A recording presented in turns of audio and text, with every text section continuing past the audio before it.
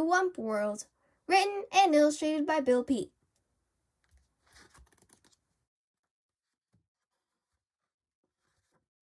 Houghton Mifflin Company, Boston.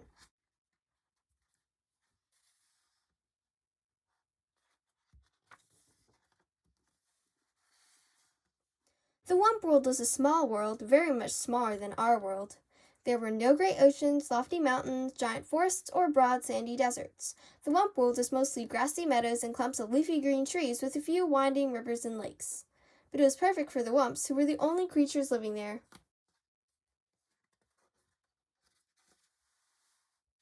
The Wumps were simple grass eaters and spent most of their time grazing on the tall, tender grass that grew in the meadows. In warm weather, they cooled themselves in the crystal clear rivers and lakes, and at night they slept in the shelter of the bumbershoot trees to keep the dew off their backs. Since the Wumps had no enemies, they wandered around just as they pleased with nothing whatever to worry about. However, the Wumps would have worried if they had known that someone 1,000,000 miles away was watching their little world.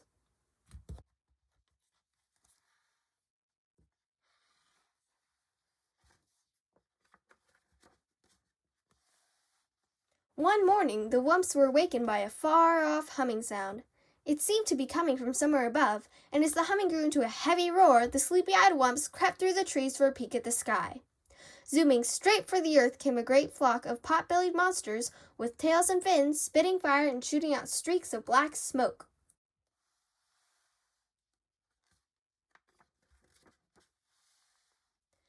As the monsters swooped down to land, huge legs sprang from their bulging sides, and like gaping mouths, doors flew open, then ramps shot to the ground, and down the ramps came a horde of tiny creatures swarming out onto the meadow.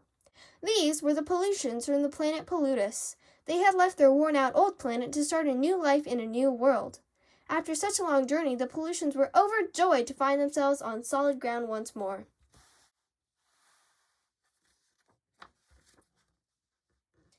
They were all prattling with excitement as they followed their leader, the topmost pollution and world chief, across the meadow.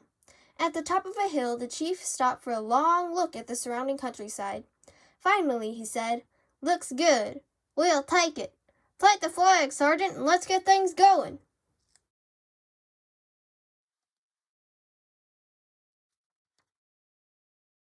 One shrill trumpet blast brought giant machines thundering out of the yawning spaceships, rolling down runways and out onto the meadow. The timid Wumps had been watching warily from the shelter of the trees, and at the sight of the giant machines they were horrified.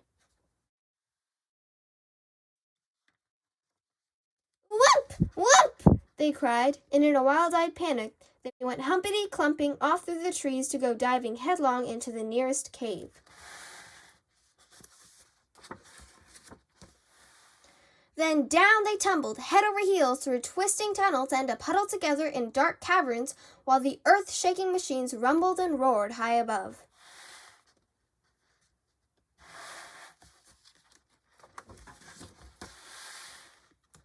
Once they got started, the monstrous machines moved at a furious pace, gobbling up trees and grinding them to bits.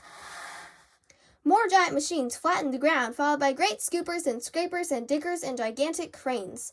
Soon, the entire Wump World was overrun.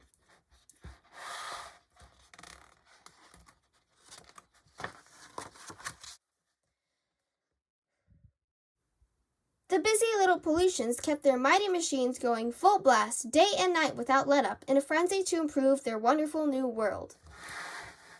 Suddenly, great cities sprang up. Huge factory buildings with towering smokestacks, high-rise apartment buildings, and tall office buildings, and above them all loomed the 100-story skyscrapers.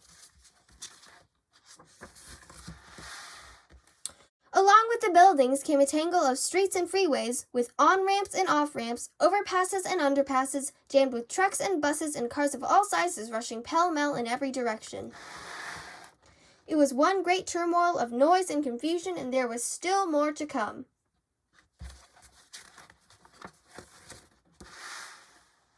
Meanwhile, the poor Wumps remained underground, wandering aimlessly through the caverns, feeding on the fuzzy green moss growing on the ledges and the mushrooms clustered in the crannies, and sipping the sweet water from the pools fed by underground springs.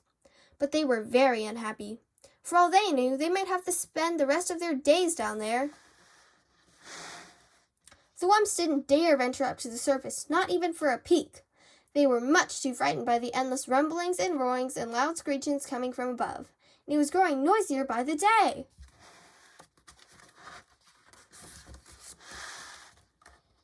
There was more and more noise and more of everything. More buildings with more smokestacks puffing more and more smoke. More freeways with more traffic shooting out more and more clouds of exhaust. More trash and more trash piles with more and more waste gushing into the rivers and lakes. Pretty soon, the cities were so clouded by the factory smoke and the fumes from the freeways, the pollutions could barely breathe. They went sneezing and wheezing about the streets, grouching and grumbling and blaming one another for the awful mess they were in. One day, an angry crowd gathered outside the World Tower building, demanding to see the World Chief. When the chief appeared on his balcony, all the pollutions began shouting at once. "We can't breathe the air! We can't drink the water! And we can't stand the noise! We've had enough!" "Achoo!" sneezed the chief. "I know just how you feel, and something will be done at once, I promise."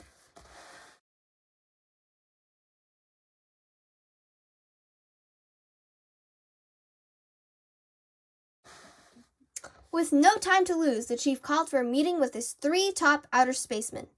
"Gentlemen," he said, "this world of ours has gone sour. We've got to get out of here quick. But first we must find a new world, a better one. That's your job, man, so get going."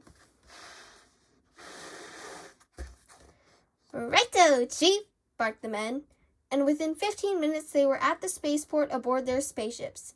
Then zaroosh, zaroosh, zaroosh. The men took off in 3 directions, and in seconds they were zooming about in outer space at 7,000 miles an hour.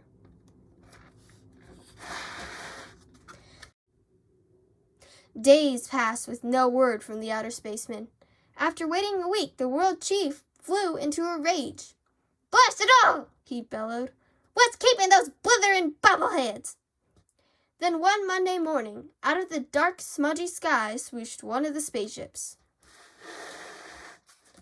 As the ship touched down, the man hopped out shouting, "I've done it! I've done it! I've found a new world! A bigger and better world!" "Nice going, lad!" cried the world chief, and the crowd gathered at the spaceport gave their hero one great rousing cheer, which ended in a fit of sneezing.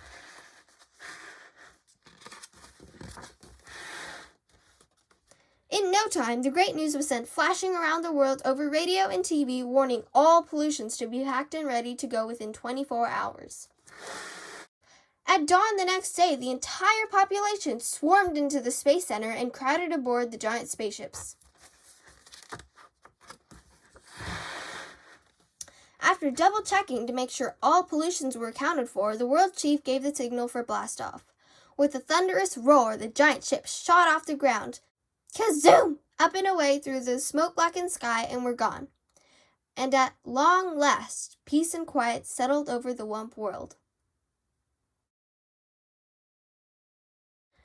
The sudden silence came as a shock to the Wumps. They could hardly believe their ears. Still, they wanted to take no chances, and so they remained in their caverns with ears cocked for the slightest sound.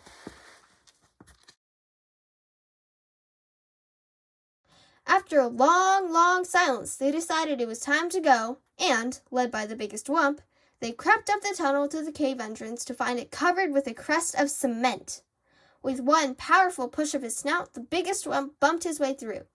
Then one by one, the Wumps waddled out onto a freeway and gaped in wide-eyed amazement. They had feared something awful was happening to their world, but this was far more than they could have imagined. They were staggered by the size of the huge buildings with walls and walls of windows looming up on every side and the broad layers of hard, flat crust covering the earth which felt strangely cold to their feet. There was no sign of any tree or tuft of grass. Even the sky was gone, and the Wumps wondered if there was anything left for them. At least they must find out.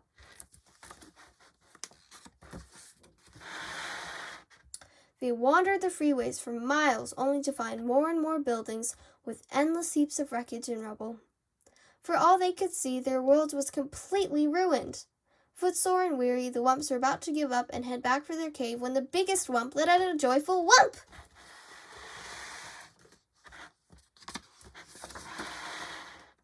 Just ahead of them was a grassy meadow with a clump of bumbershoot trees, all that was left of their lovely world. Wump, wumping for joy! The Wumps went bounding off the freeway out onto the meadow. Pretty soon the hungry Wumps were munching away on the tall, tender grass. Now there was new hope for the Wumps.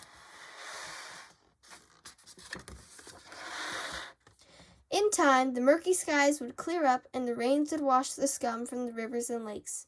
The tall buildings would come tumbling down and the freeways would crumble away.